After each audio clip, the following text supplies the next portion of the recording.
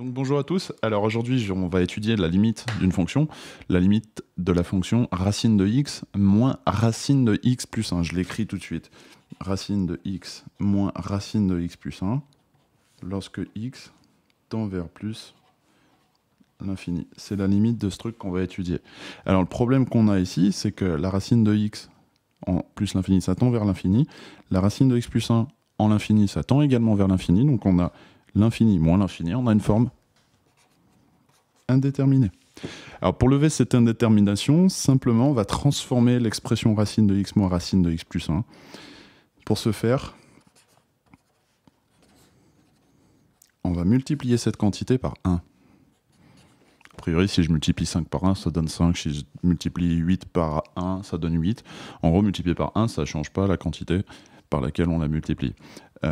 Donc racine de x moins racine de x plus 1, si je la multiplie par 1, elle est toujours égale à racine de x moins racine de x plus 1. Ok? Mais 1, on va pas l'écrire comme ça, on va être un petit peu plus malin, on va essayer de réfléchir à autre chose. En l'occurrence, je vais le multiplier par racine de x plus racine de x plus 1 sur racine de x plus racine de x plus 1. Vous remarquez qu'en haut et en bas, on a la même quantité. Et si je divise la même quantité par elle-même, ça donne 1.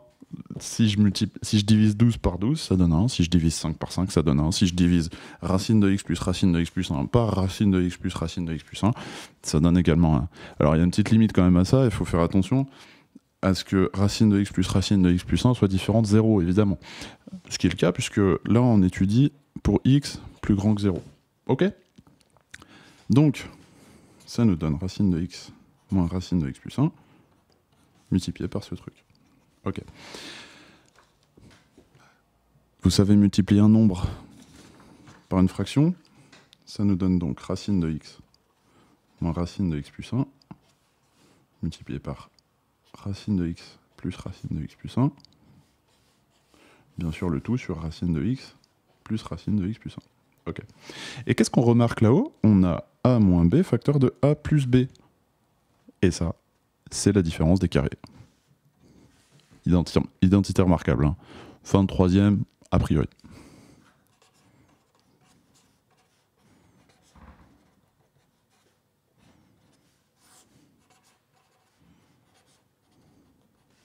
D'accord? Ça, moins ça, fois ça, plus ça donne racine de x au carré, moins racine de x plus 1 au carré. Et ce qui est intéressant ici, c'est que racine de x au carré, ça nous donne x. Vous savez que la racine de 16, c'est 4. Si vous la mettez au carré, ça fait 16. C'est pareil avec racine de x quand vous le mettez au carré. Ça nous donne x moins, donc x plus 1. La racine de x plus 1 au carré, ça donne x plus 1 sur racine de x plus racine de x plus 1, blablabla, hop.